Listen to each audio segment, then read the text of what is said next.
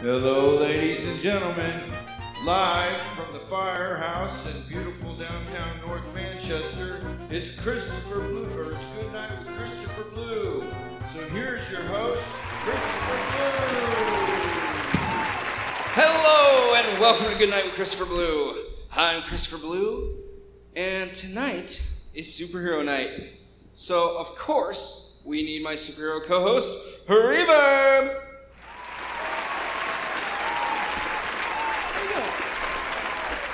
Always with the awkward handshakes.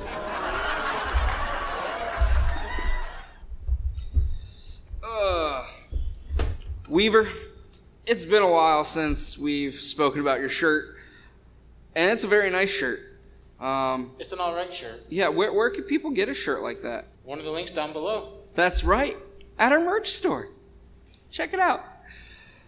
Reverb, we are going to be talking about a Absolutely interesting topic when it comes to real life superheroes, because I think most people when they get started in superhero work,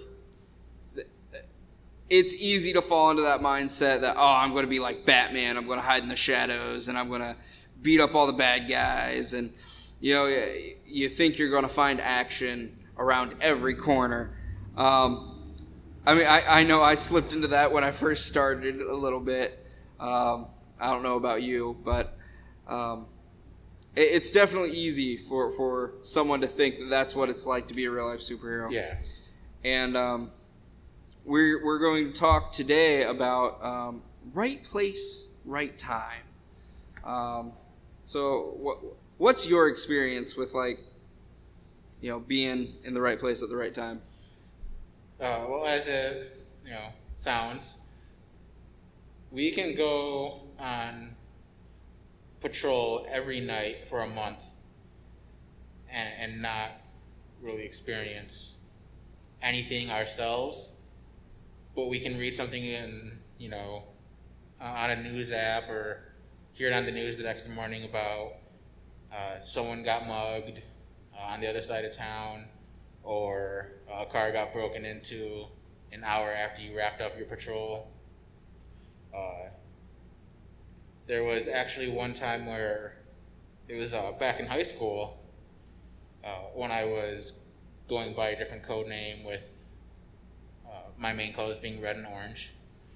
I was walking home and I was just really discouraged because I hadn't been involved in anything lately. And for no real reason, I went into a dollar store and just made my purchase, and I came out, and not 5 seconds after I started walking again, there was a head-on collision just right in front of me. I ran over. It was a van and just a four-door car. Everyone in the van was able to open the car doors, and everyone had gotten out. There were 3 girls inside, about between 7 to 12. None of them were bleeding. The father got out. He seemed okay. But there was an older guy, I want to say about maybe late 50s, early 60s. And the other car, and he hadn't gotten out yet. And so I ran over to see if he was okay. And he was really disoriented. He was out of it. And I could smell gas, so I was just kind of checking his arms, checking his chest and everything, and asking him if he could move his neck okay. And I was making sure he could, because I didn't want to get him out of the vehicle if it was going to cause him further harm. But so I was making sure he was okay, and I'd helped him get out of his car and back to the sidewalk. And I mean, you had no control over when that was going to happen. Yeah, no.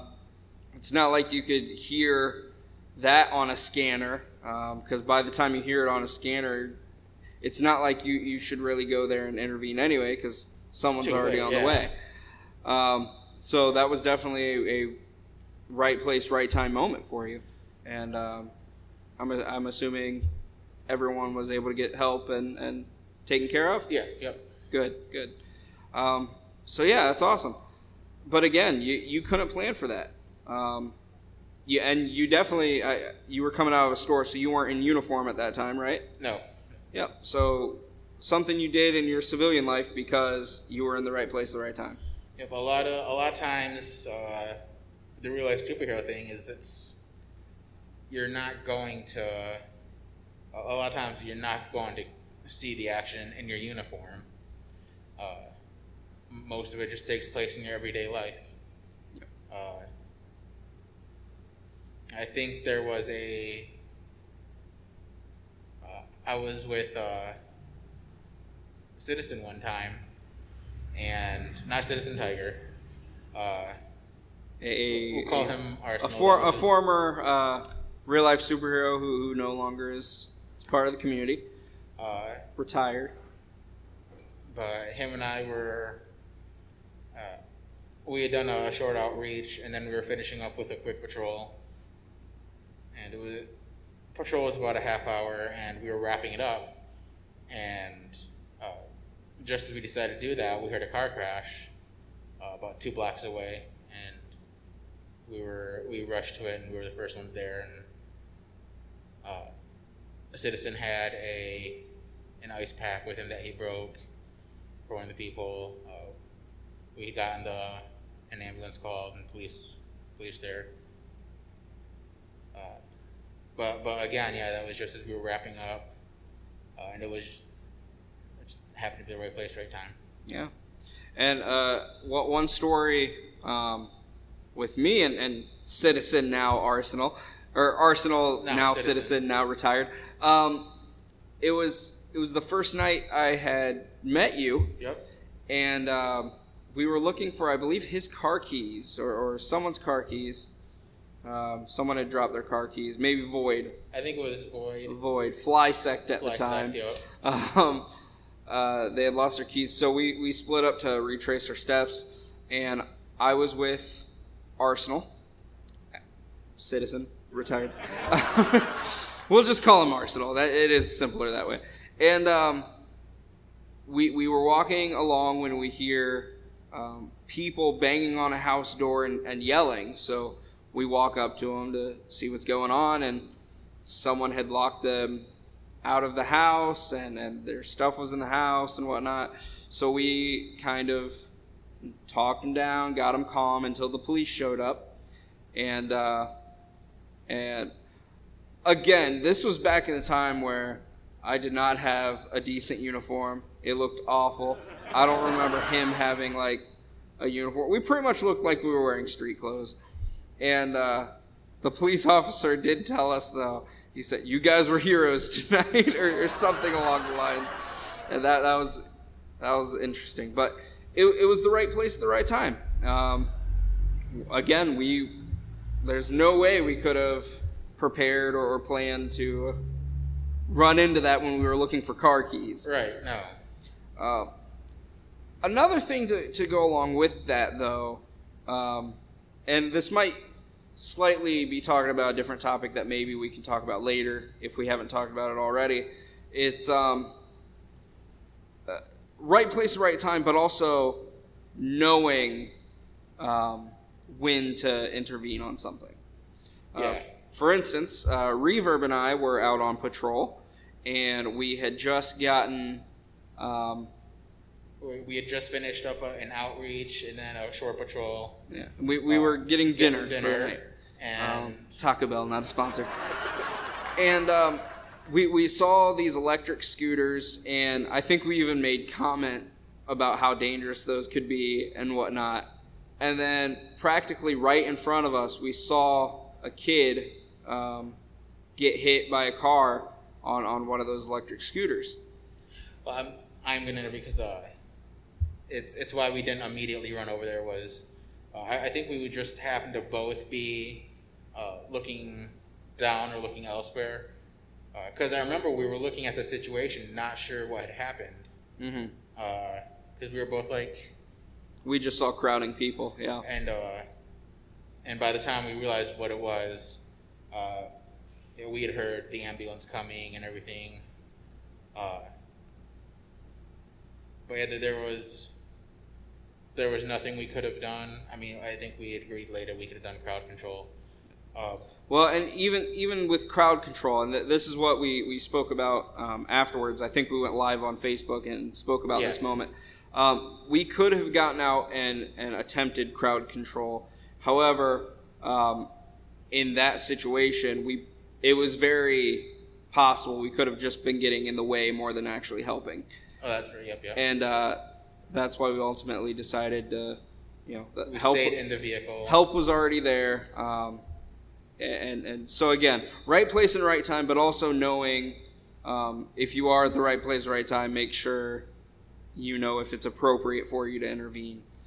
But I'm pretty sure it was the late great superhero that once said, real life superhero work is 99% boredom.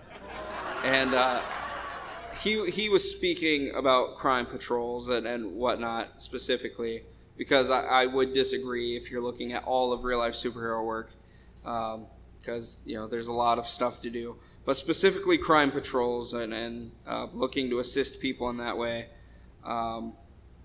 it is 99% boredom and 1% chance that you'll be at the right place at the right time. That actually reminds me of I'm going to nerd a little bit. Go ahead. It was an episode of the old Batman the Animated Series. It was a Christmas special. And Batman was all like, Robin, are you getting ready for patrol? We got to go out. And Robin was like, it's Christmas. Nothing's happening. Everyone's feeling the Christmas cheer, dude. It's okay for the night. And Batman was like, we're going. And so Robin's like, all right. And they go out and they're doing their usual perch on top of a roof and watching the city, and there's nothing happening. And but Batman does spot someone running with a purse, but it turns out he was just running the purse to the person who dropped it.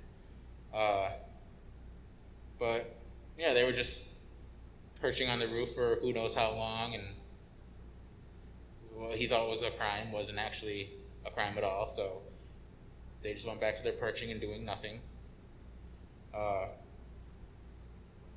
But yeah, that is 99% boredom. Yep, 99% boredom, 1% chance you'll find something interesting. Is there anything else that you think we need to cover about right place, right time? Not at the moment, no. As usual, follow your local laws. If you're attempting to be a real life superhero, you're out there to be a hero, not a vigilante, not someone who's causing more trouble. Not a vigilante, you're not out there for show. Like the scooter situation, we would have gotten in the way, and it probably would have felt a little flashy to get out in uniform, like, hey everyone, right, it's all right, back up. Right. Like we don't need to get in there just to make an appearance. Exactly.